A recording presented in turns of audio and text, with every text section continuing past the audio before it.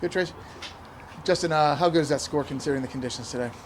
Yeah, it was a good day's work. Obviously I felt like it started really early this morning. It was another 4:30 alarm call, but really cold. Obviously, huge change in conditions from yesterday, but kind of settled into it, especially this afternoon. I think having experienced it this morning when it was super cold, as soon as the sun came out, you kind of thought, oh, it's actually not too bad now.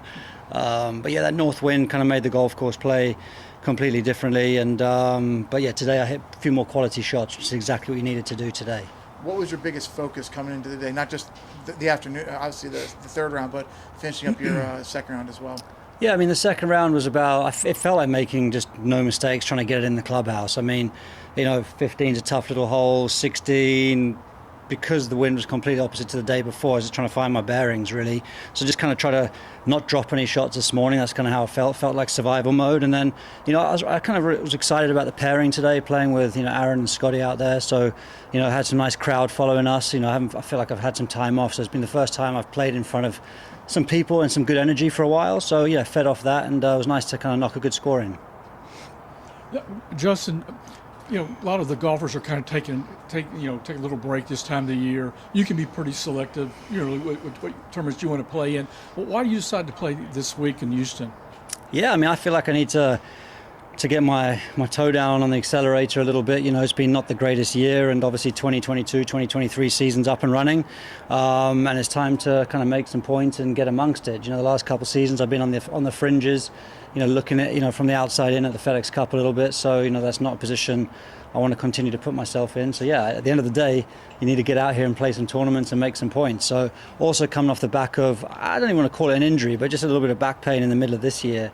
Kind of felt like I just took 6 or 7 weeks off, so I needed to at least come out and at least know where I am with my body first and foremost, and I'm feeling good, which is great. And then kind of start to get some form going and get some info really on what I need to work on in the off season, in December. Okay, what day did you arrive in Houston? Sunday night. I played in Mexico last week, and then Sunday night we arrived into Houston. Yeah. Okay. Were you part of the 1 million people for the downtown parade for the Astros? I think I just missed that, fortunately. But no, congrats. It's been obviously good energy this week with the excitement around the World Series. Justin, if you were Tony today, obviously, it looks like he's playing very cautiously. But when you have that kind of a lead with these kind of conditions.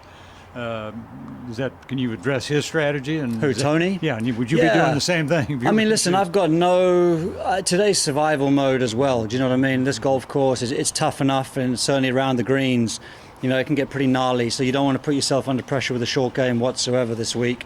So if he's just knocking in the middle of the green, that's exactly what he needs to do.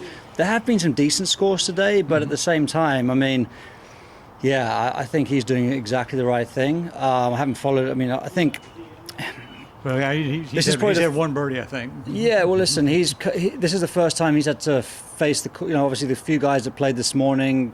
They got a few holes under their belt. He'd have come in yesterday after, playing yesterday morning. He's had a fairly easy 2 days, weather-wise, and now today would have been, a shock to the system, so to speak, with a different wind. So he's probably just finding his feet with the strategy in the golf course. But, you could say 14 under par tournament. So. The strategy he's employing is probably going to be the right one. But yeah, it was nice from my point of view today, where I'm in touch, where a great round of golf tomorrow at least asks the question.